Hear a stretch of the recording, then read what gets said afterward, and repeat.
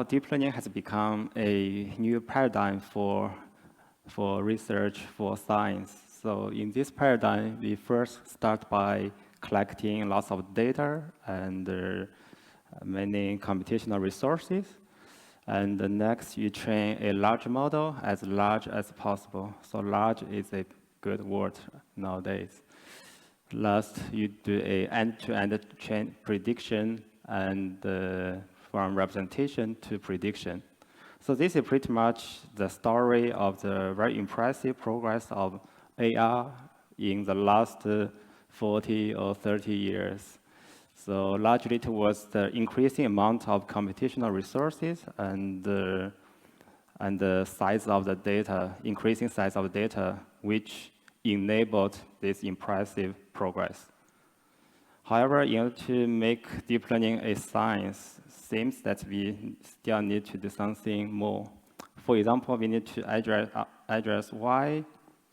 Okay, in reality, there are way more unknown parameters than the trained number of data points. So why there is no overfitting? And since the number of parameters is not the effective number of parameters, then how is there any similar things such as sparsity? So last, we often use simple methods to optimize the model, but looks like they can easily escape from bad local minimum. Why? So there were the three questions raised by Leo Bremen. And in order to, there are lots of already impressive research in the literature addressing these three questions. But overall, it's still very difficult to get a comprehensive picture addressing all the three questions simultaneously. Okay, it's very difficult. And in this talk, we do not aim to address these three questions. It's too big for me, at least for me. So instead, we want to identify some simple but concrete geometric patterns of deep learning models. Then let's narrow down our scope a bit, asking this question: when it becomes easier to geometrize deep learning models? One possibility is to focus on the terminal phase of training, meaning that we train the neural network for a long, long time, not only having zero training error, also towards zero training loss. So this is the term coined by David Donahoe and his students. So training a model for a long time in deep learning will bring lots of benefits, including better generalization and good robustness. And what's more, it makes our analysis easier. Why? Because if you want to understand the dynamics, okay, it's very chaotic, very difficult.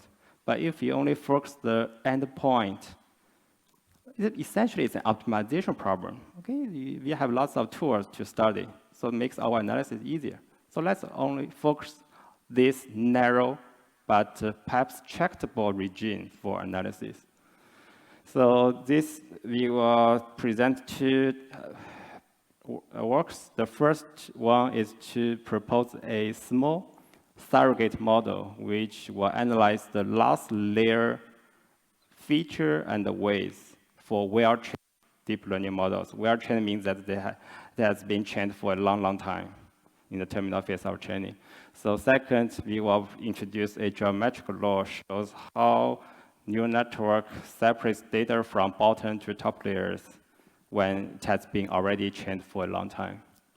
So this is the first part. A layer-paired model. So this joint work with my former postdoc, Cong Fang, and my PhD student recently graduated and joined University of Rochester, Hangfeng He, and my colleague, Qi Long. So this is an illustration of the approach. And here you see, imagine there are 100 layers, and we isolate the topmost layer, but we treat the remaining 99 layers as a single layer, okay, a single layer. And we don't care about the interaction between the 99 layers. We care about the two layers and their interaction. So this is the simple setup. And we have the input X. W1 is the width of the first layer, and followed by the ReLU activation. And here we omit bytes for simplicity. And L denotes the total number of layers. So deep learning training essentially is to optimize this cost function. So L is the cross entropy loss, and alpha is the prediction. Yk is the label, is the true label. Yk is the one-hot encoding of the class. And here we also introduce the L2 penalty. L2 penalty corresponds to weight decay in practice. Okay, so we want to optimize this simple optimization program. And now let's introduce the layer pit model without derivation at the moment. Okay, so this is a layer pit model. And now let's try to use the illustration, the layer pit illustration. We use different colors. So that now it's the red one corresponds to the last layer, and the blue ones correspond to the remaining L-1 layers. Okay, HKI actually is given by this complex function, essentially the last layer activation or last layer feature. But now let's try to make HKI not a function, a decision variable. A decision variable with only one constraint. The constraint is on its L2 norm. Okay? The average L2 norm of this thing is bounded by some constant. And similarly for WL, we also impose a constraint on the L2 norm. So this is the layer pit model. Okay, and so now let's try to informally derive it. But informally means that derivation is not rigorous. It's not rigorous at all because it's non-convex, we will see. So here, this is L2 norm, and due to the imagine that the strong duality holds. Okay, imagine. It's not the case, but let's do it. So now the penalty term can be transformed to a constraint if the strong duality holds. Okay, this one corresponds to the first constraint, and the second one corresponds to the second constraint. Okay, this is the penalty from the last layer. This is the penalty from all the layers but the last layer. And it's not rigorous because strong duality does not hold due to the non-convexity of this loss function. And this is not the endpoint, especially for the second constraint, because second constraint still involves this function, the feature function, the last layer feature, okay, which depends on W minus L. And we need to simplify it. In order to simplify it, we introduce an ansatz. In this ansatz, we assume that this region, feasible region, is approximately an ellipsoid. Okay, this assumption we don't have proof for it, but this is something we need to start with. Okay, ellipsoid, and once we assume this ellipsoid assumption, now we get this L2 this optimization program. Okay, first constraint, second constraint, and want to optimize this loss function. So involving only two decision variables, namely W and H. So later we will justify the ansatz later why it makes sense in some sense to use L2 constraint here. So now let's try to answer some questions. So is this mathematically checkable, although it's non-convex, but it only involves two variables, yes. And next, can this explain some phenomenon? Yes. And can this predict some new phenomenon of deep learning? Yes. And can this guide some practice of deep learning? Sometimes, yes. So, but we will mostly focus on this too because of for the interest of time. So first, let's start with the balanced training, very simple. So each class has the same number of data points in the training data set, very simple, and the starting point. They are all N1 to Nk. In this simple setting, what can layer pit model say? We have this theorem for this optimization program. So roughly speaking, W star and H star denotes the global minimum of the previous optimization program of the layer P model. And the solution satisfies this equality. Here, HKI star always equal to, say, a constant times WK star. Does not depend on I. This means that for the last layer features, as long as two data points are from the same class, there's no difference after you're passing through, let's say, 99 layers. They are all the same. Okay, all the cats are the same, all the dogs are the same. And they are all parallel to the last layer features, last layer weights corresponding to this class.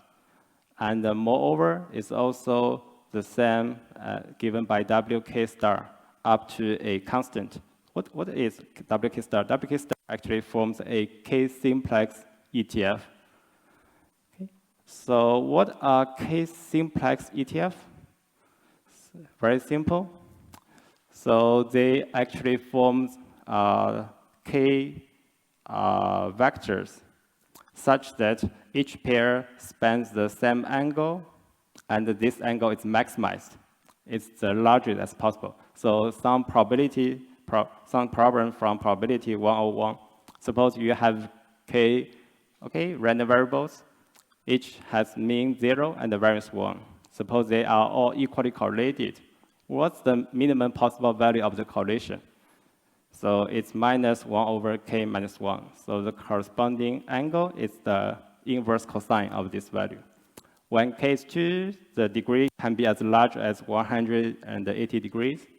And when K is 3, it can be 120. When K is 4, it's only possible in the three-dimensional space. Okay.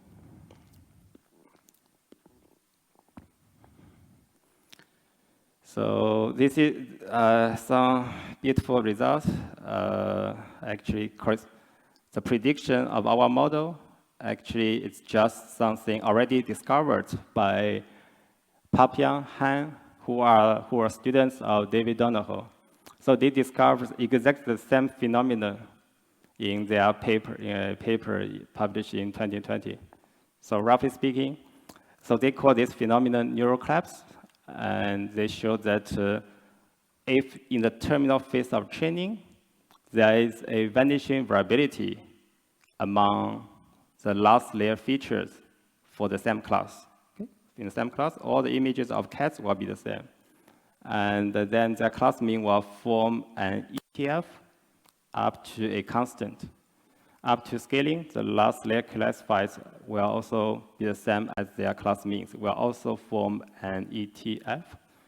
Okay? And meanwhile, there are lots of work also justify this phenomenon by using different approaches.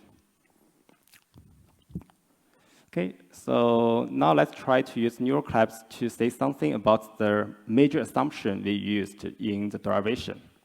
The main assumption is the ansatz.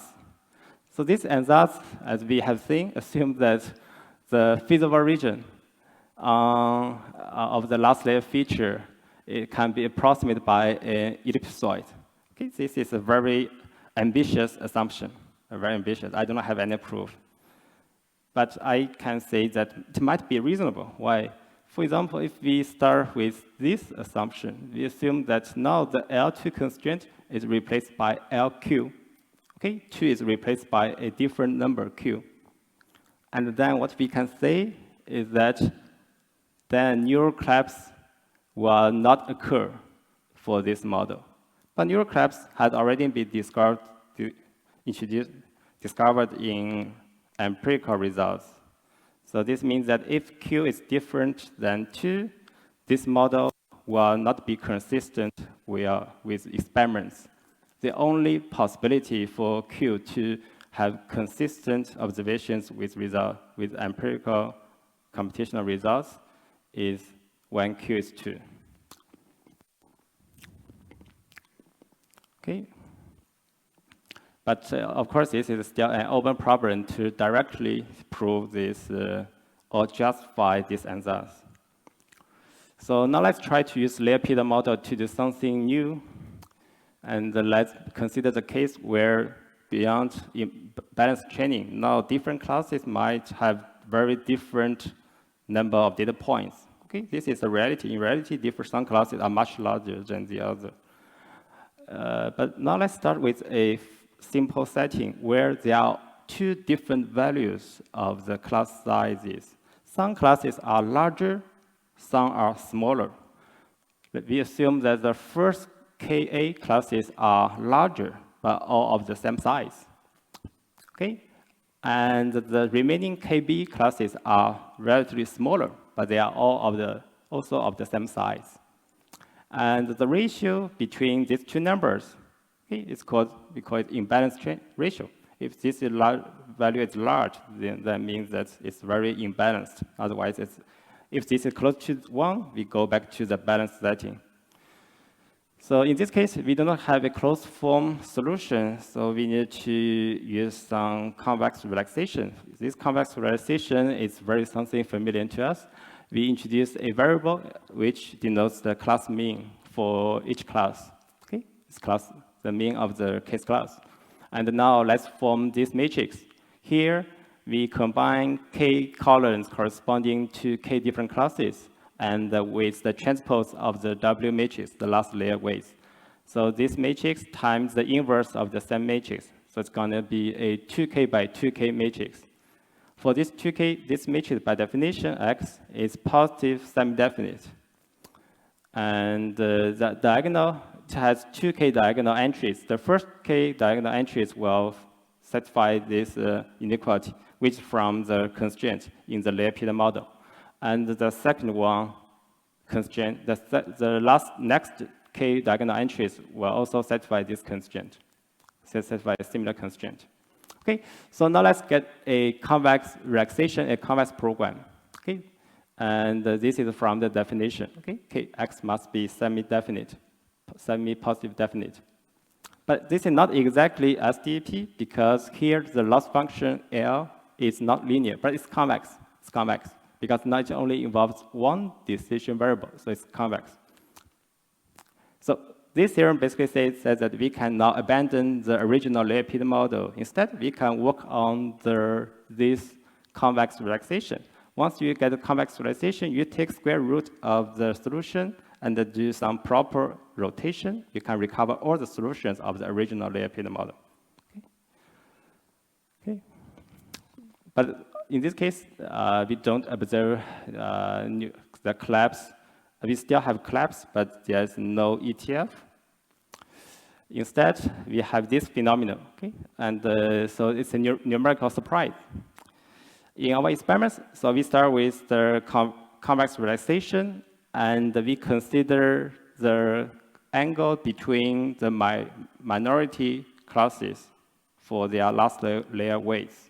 Okay? And we consider the average cosine of all these angles. So we find that if the imbalance ratio is larger than some threshold, and then the cosine will be 1, will be exactly 1. So when the cosine of some angle becomes 1, this means that now the angle becomes, all the angles are 0, right? All the angles are 0. So this means that all the minority classes, their last layer weights span no angle. They collapse. There's no difference between them. Okay? And this is consistent with different scenarios. Okay? At phase transition.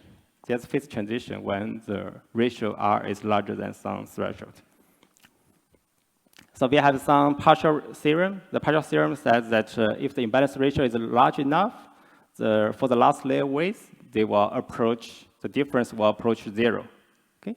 But it's only a partial result because here R has to go to infinity. But in our experiments, it's a phase transition. Once R is larger than some constant, it's exactly 0. But we cannot prove it for this moment.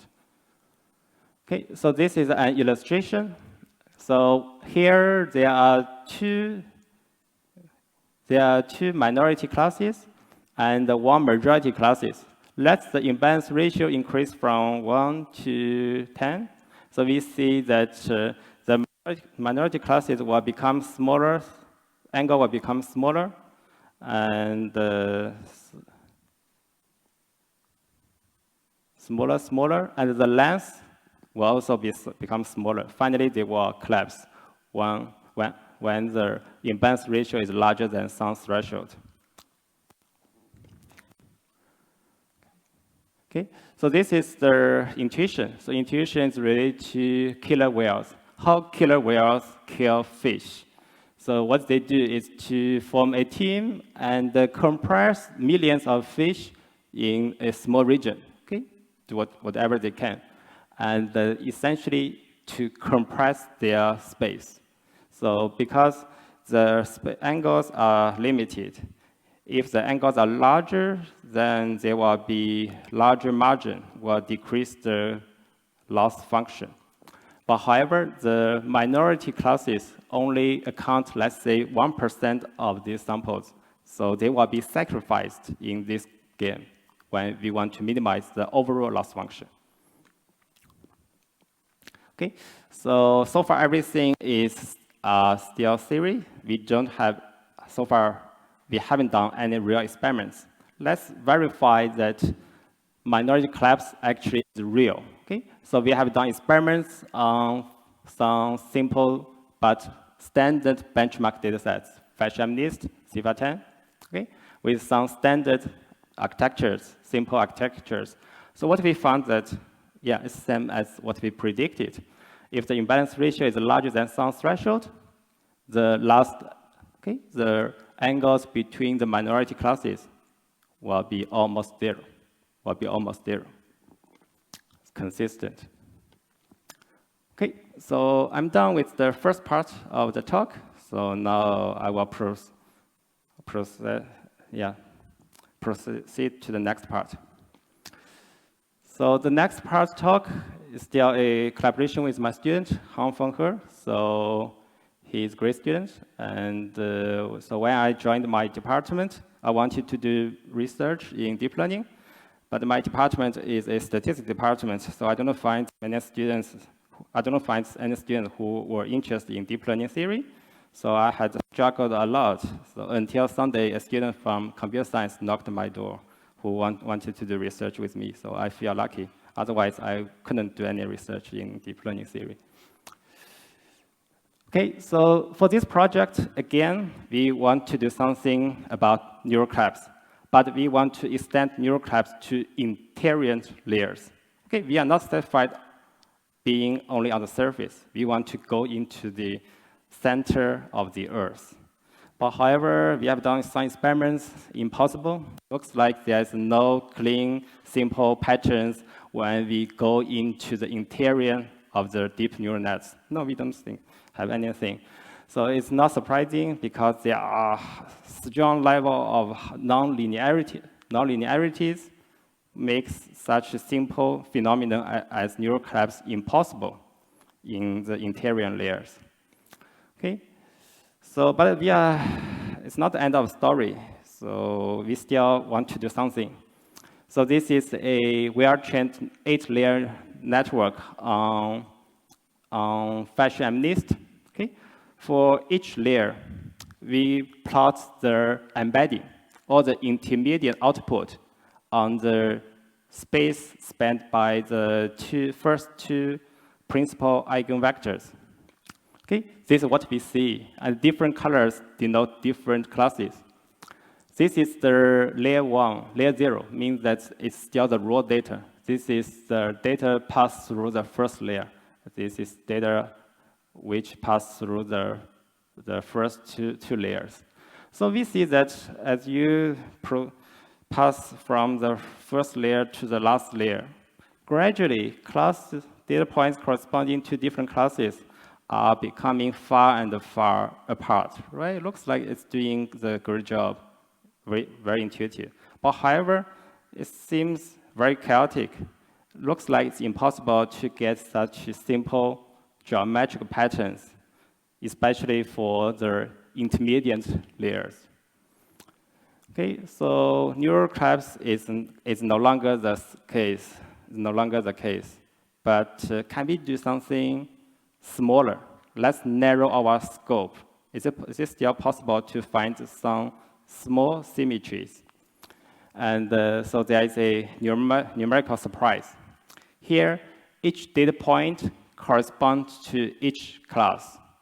Excuse me, each layer. Okay, there are 8 points corresponding to 8 different layers. Okay, and each point basically summarizes how data are separated, and the exact definition of this value will be introduced later. But what's surprising, very surprising to me, is that when I just plot a simple least square regression line, the fit is almost perfect. The correlation is minus 0.997. Okay? This is the first layer, second layer to the last layer. And this numerical surprise continues to a large range of settings. So here we start with SGD training, with momentum, with ADAM, with different number of layers, but the result is consistent. Still, there is always a linear decay, exact linear decay. Okay, let's zoom in for the first column, for the first row, excuse me. And what we see is that the Pearson correlation can be as large as -1 here, can be almost perfect. So, okay, now let's introduce the value which measures how data are separated at each class. Excuse me, at each layer, So here we introduce the mean for each class, for the case class. Okay? And the X bar here is the global mean. Okay, it's global mean. And now SSB denotes basically the signal. It measures how data are separated. It's the between class variation. Okay? This is a vertical vector. This is a horizontal vector. Here, each term is a rank 1 matrix. Okay? If K bar, the case class mean, is far away from the global mean, okay? It means that, relatively speaking, it's easier to tear apart the case class from the remaining. Okay? But this is not sufficient. We also needed to account for the noise. The noise is the within class variation. We also needed to take a look at whether the case class data points are concentrated or not. Okay? So this is the within class variation. And the final value here we plotted in the plots is given by this formula. D is the trace of the product of two matrices. SSB is noise, SSB plus is the pseudo-inverse. Here we have to take the pseudo-inverse because this matrix, by definition, is always K-1 rank. It's always degenerate. So that's why we have to use the pseudo-inverse. Essentially, this measures the inverse signal-to-noise ratio. And so imagine that SSW denotes noise. So essentially, we are projecting the noise onto the K-1 dimensional space spanned by the column or row space of this degenerate matrix. So here, since this matrix is always rank K-1, always K-1, independent of the ambient dimension. So that's why there's no need to normalize this value by the dimension, because the normalization is already hidden in this pseudo-inverse. Okay, so we call this a law of data separation, a law of accurate separation. Okay, so here each point corresponds to the log of this D, the separation measure. And our results, experimental results show that DT follows this simple law. A constant times a value between 0 and 1 to the power t. T is the layer index, the first layer or the last layer. Okay? Here, the non-linearity is crucial. Okay? Non-linearity must be there in order to observe such phenomena. Why? Because, you see, this is basically matrix product, right? If you multiply by a matrix, some linear transformation for each data points, and then this matrix will be canceled out. Regularly speaking, it will still change a bit because this is pseudo-inverse. But practically speaking, in experiments, if we do some linear transformation for all the points, this value doesn't change. It doesn't change.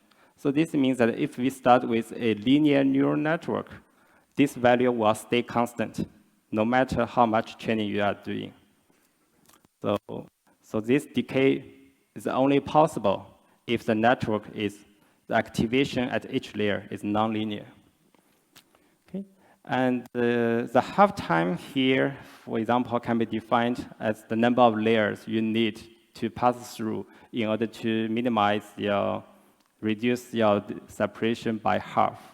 For example, in this case, the half-life is 1.1.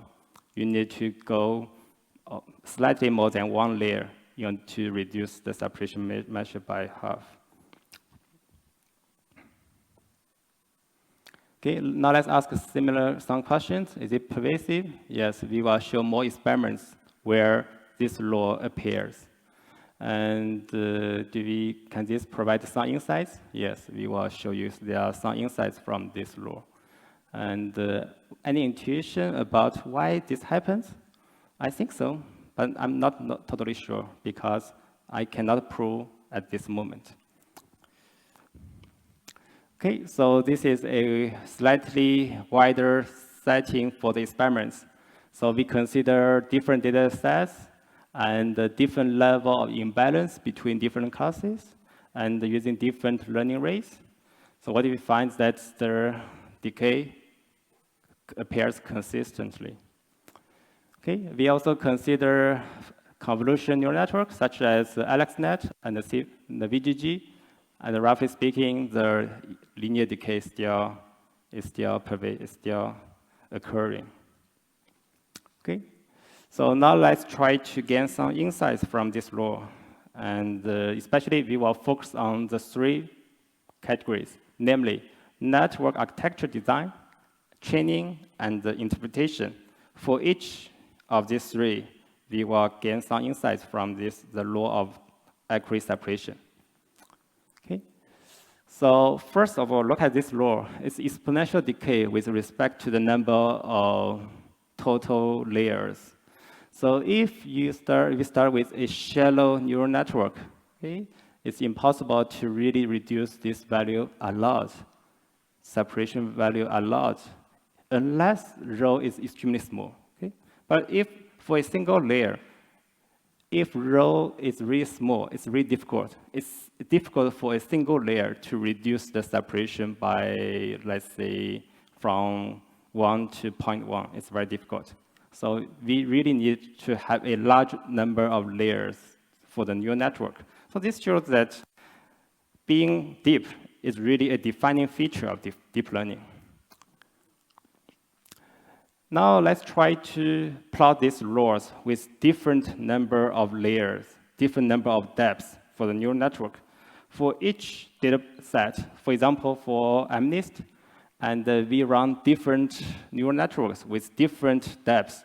The depths can be from 3 to 11, and ideally, the smaller the separation value is, the better. For MNIST, we find that if the depth is 6, it's the optimal. Okay?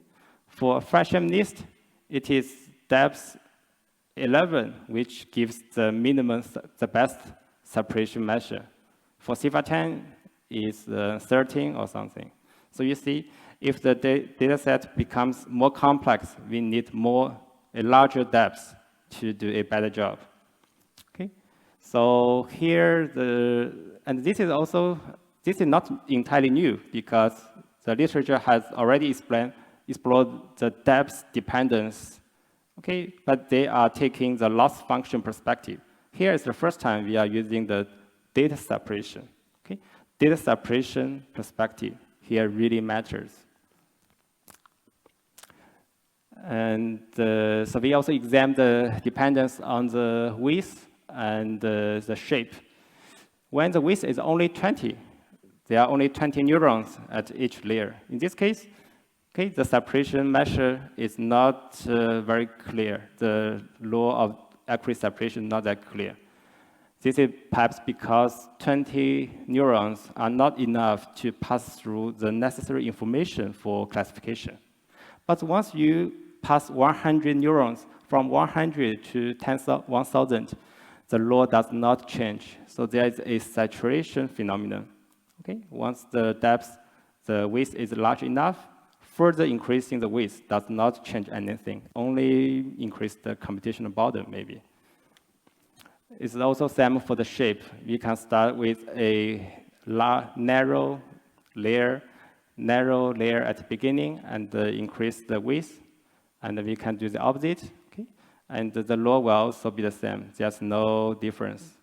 So here, this is consistent with the fact that the separation measure D has already been implicitly normalized. There's no need to normalize the ambient dimension. Here, the ambient dimension is basically just the number of neurons. Okay, there's no need. It's consistent. Whether it's wider or narrow, there's no difference. So let's also gain some insights into robustness, which is important for training. Okay? So ultimately, we want to reduce this value as small as possible. Okay? So this is the, okay, denotes if this is a 0.1%, this means that if you pass through all the 100 layers, we can reduce the separation measure to 1% of its original value. And to examine the robustness of this law, of this phenomenon, let's perturb at each layer. Imagine that now the separation measure at each layer has been perturbed by value of epsilon. Okay? Now let's see the product. So this product looks like this. Okay? The additional main term is given by this term. Okay? So this term will be minimized in absolute value when this sum is minimized.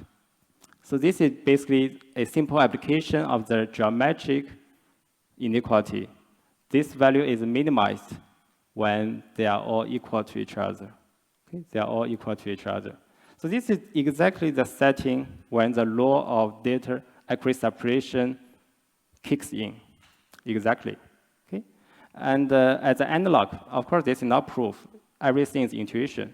But the analog that is if one country wants to double its GDP, okay, double its GDP in 10 years, maybe the best suggestion for the president is to increase the GDP every year by 7.2% instead of going down and going up all every year.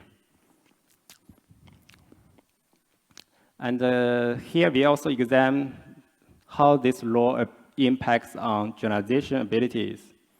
So here we change the training a bit. We freeze, consider a 20-layer neural network.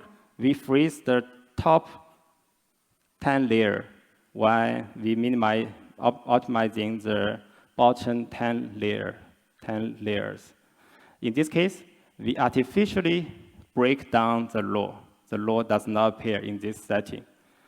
In this setting, we find that if the law kicks in, the generalization ability is better than when the law does not appear. So this shows that for training, we should train the neural network at least when the law appears, at least. And we can also do some interpretation thing for using this law.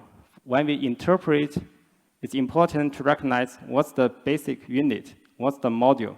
For simple feed-forward neural network, maybe each layer is just a single single unit or module. But how about for ResNet? For ResNet, it's a little bit disappointing when we first want to examine whether this law appears. Looks like the law of accurate separation does not appear for ResNet, residual neural network. But once we identify the block as a unit as opposed to layer, we basically immediately recover this law, immediately. Okay? We can even vary the number of layers each block contains. For example, here, the first 3 blocks are larger, each contains 3 layers. And the next 2 blocks are relatively smaller, each contains 2 layers. We see that the 3-layer block does a better job in reducing the separation measure than the smaller blocks. Okay, so the slogan here is that all layers, all modules, all blocks in the case of residual neural networks are created equal. Okay, so this is our slogan. Okay, and here this challenges the previous interpretation approach for the layer-wise approach. We interpret, previously people often interpret decision neural network for each layer. So here our story shows that it's important to collect all the layers together when we do interpretation, because each layer is doing the same job. No layer is doing more than the other. Okay, now we still have some time, I guess. So let's look at this law from other perspectives. So this is the training dynamics. Okay, let's examine when does this law occur, especially compare it with neural collapse. Okay, so this is the epoch 0. Okay, we do not, this is original data. We don't do any training. So interestingly, we see that here the weights are just ID Gaussian, random weights. We see that for the first few layers, actually they will reduce the data separation a bit. Looks like that they are doing the good direction. But if we further go down, go up, and this will make the separation worse. This is not surprising because we are doing random projection each time, followed by an arbitrary nonlinearity. And gradually, it will mix up. It will make different classes mixed with other classes, making data separation worse. Okay? But if you train for a while, and gradually, it will rotate in a clockwise fashion. Okay? For example, here, already, top layers are doing better job than the bottom layers. But if you are doing more and more training, gradually you will see such almost linear decay. You can still continue training. It will still has the potential to further rotate a bit in the clockwise fashion. Okay? But when we compare this with neural collapse, the story here that the law of accurate separation appears a bit earlier than neural collapse.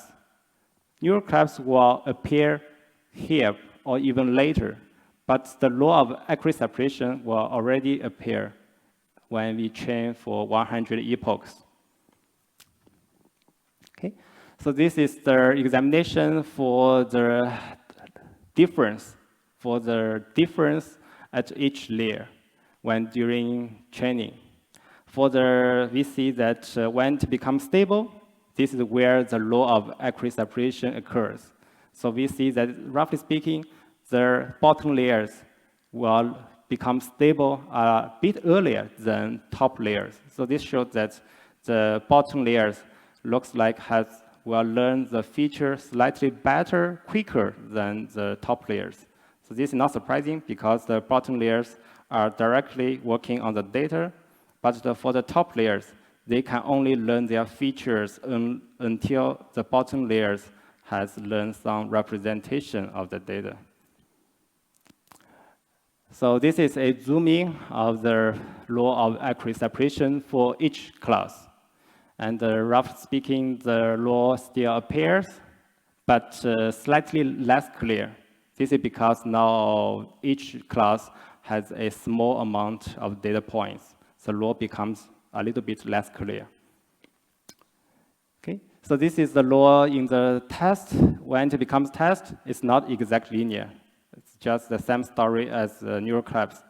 So neural collapse is surprisingly elegant in the training domain, but when it moves to test, it becomes a little bit less clear. But however, it's still decaying, right? Decaying from the bottom layers to top layers. So this is language models. Now everybody is talking about large language models, playing ChatGPT all the time. And unfortunately, the law does not appear in language models. But I don't take this as a negative evidence. Instead, it's possible that maybe the current architectures for language models still admit some improvement.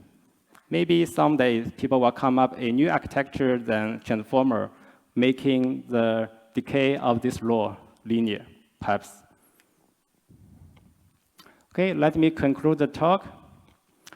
And so let's end this thing with some intuition, which might be not rigorous, but the intuition may make some sense.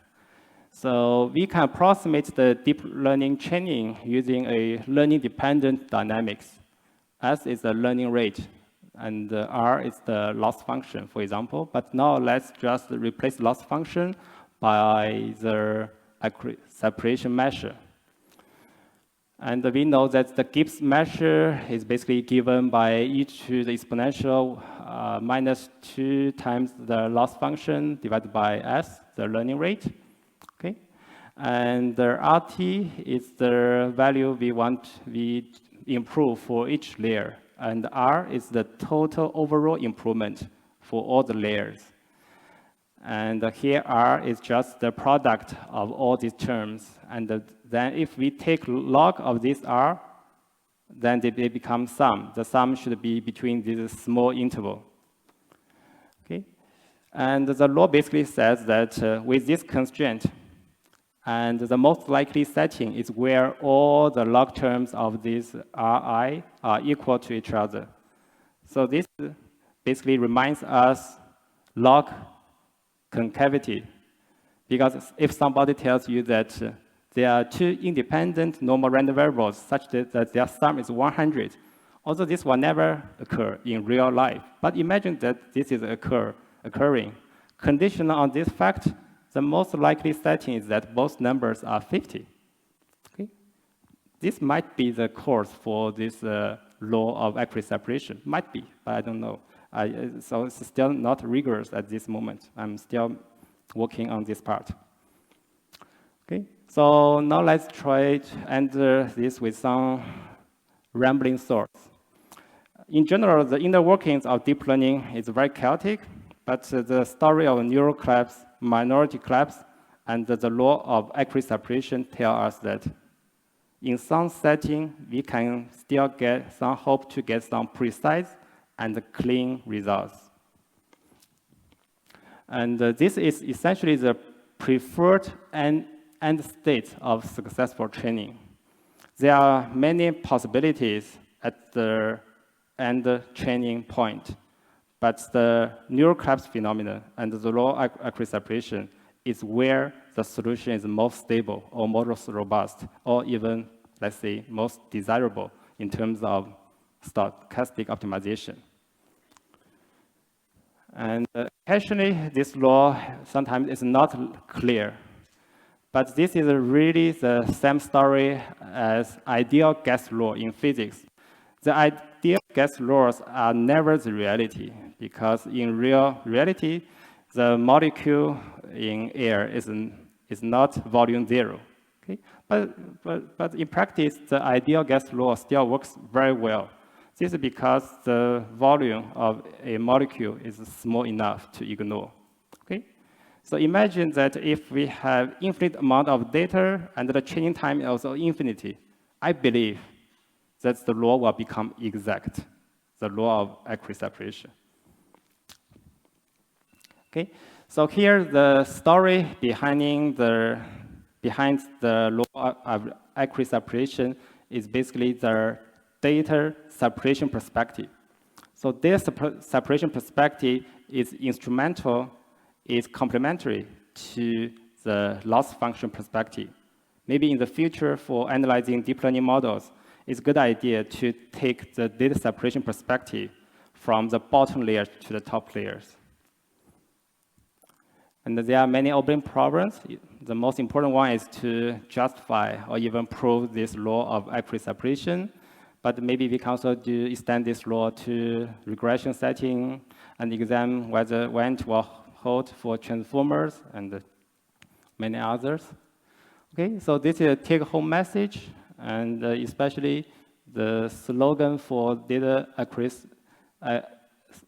accurate separation law is all layers are created equal. Okay, so these are two references.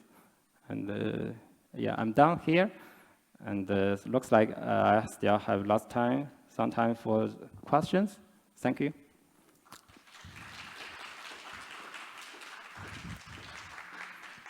So any questions from the audience?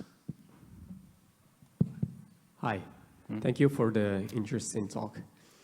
I have just a question regarding the assumption, the ellipsoid assumption.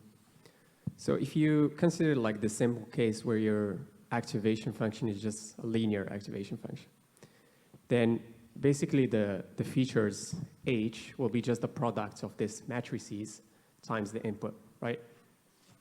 Now, I can think of, like if you consider like the weight matrices to be the same for all the layers. So the constant in this ellipsoid will grow exponentially with depth. It will almost become like a vacuous bound, like it's not a constraint anymore. Mm-hmm. Do you have any thoughts about that? Yes. First of all, for both neural clusters and the law of accurate separation, non-linearity is crucial. Non-linear neural network cannot produce anything such as neural clusters or law of accurate separation. And regarding the exponential expansion of the body from the bottom layer to top layers, and it's important to recognize that in practice we still use batch normalization, although our modeling assumption does not directly incorporate this batch normalization, but when we recover in experiments, we still use this batch normalization, which will prevent this such as exponential expansion. Even exponential separation occurs, here the ellipsoid, what matters is the shape instead of the radius. So the exponential thing should not be of concern. I see, because just the issue is that if that constant is exponential with depth, then the solution of like that gives you the neural collapse will also explode like with that depth, right? Like the magnitude will explode, which means like you will have more pronounced neural collapse. Is that the case? Yeah, so here neural collapse is everything here is normalized. It's normalized with respect to the last layer weights. So if it's exponential, it's constant, it's multiplicative constant, this should not of concern. Okay, thanks. Thank you. Good. I actually have a comment, just a guess, right? So regarding this, I mean, this is interesting, very equal separation. No, I may have another explanation because from the optimization point of view, right? Every layer, we suppose we try to make the configuration, global configuration, more separated and compressed, right?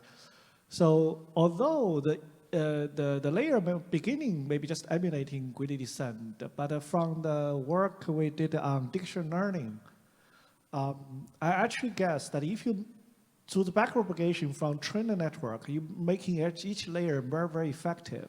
In fact, you actually make each layer more like a contracting map. So every layer just contracting with a constant ratio. Yes. And we saw that in diction learning, we do sparse diction learning using L4.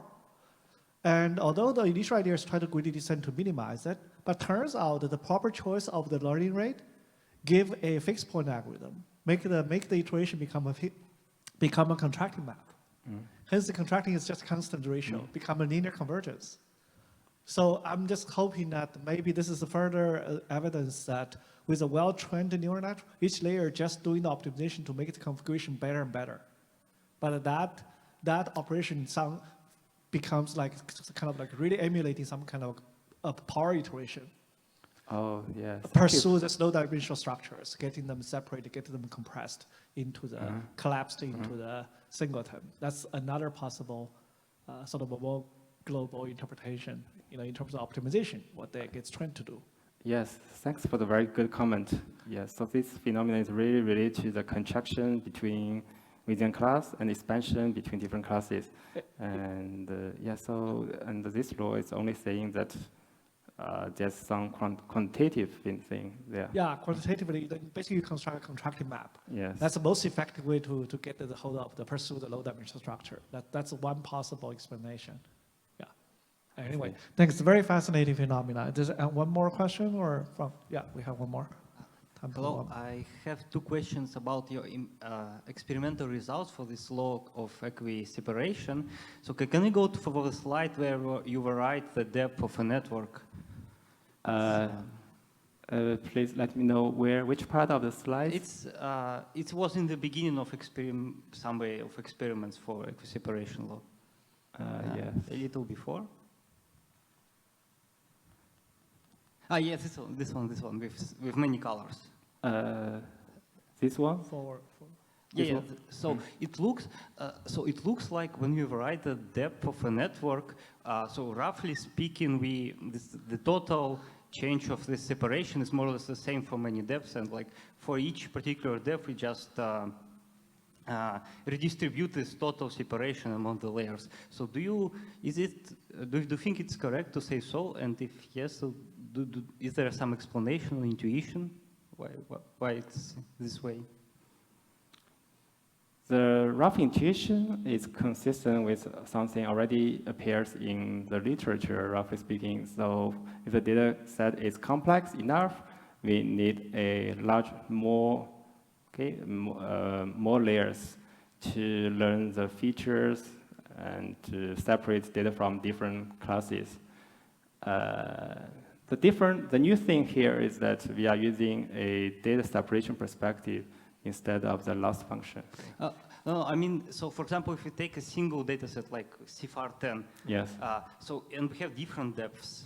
So for different depths, the total change of data separation, like approximately from 6 to -1 on your plot, for all different depths. So do you think it means something or not?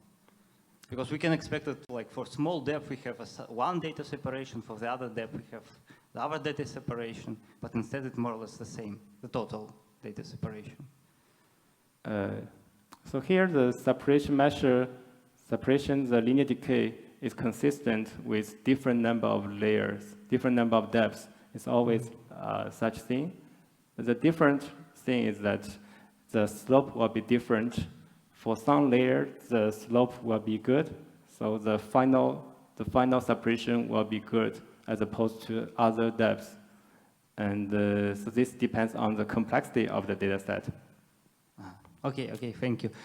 Can I also ask a second question about this evolution during training? So you have some slides at the different epochs. Yeah, I think you are referring to these slides. This one? Yes. So of course, at the end of the training, we see that this law is very well pronounced, but it looks like at initializations, there is also some kind of this equi-separation law, but it's a little bit worse, but it still exists.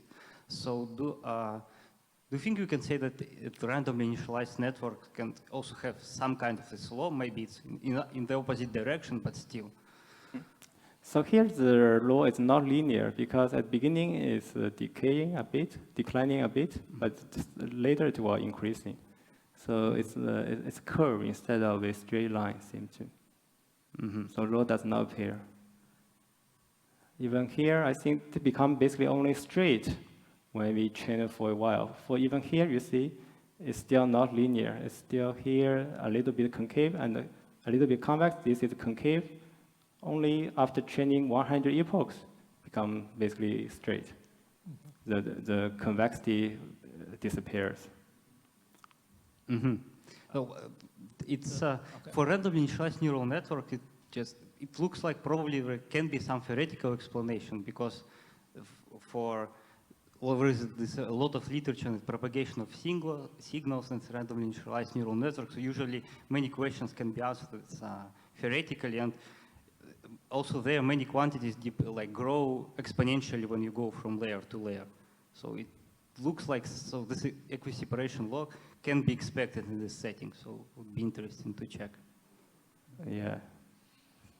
Very good. Thanks for the very good comment. Thank you.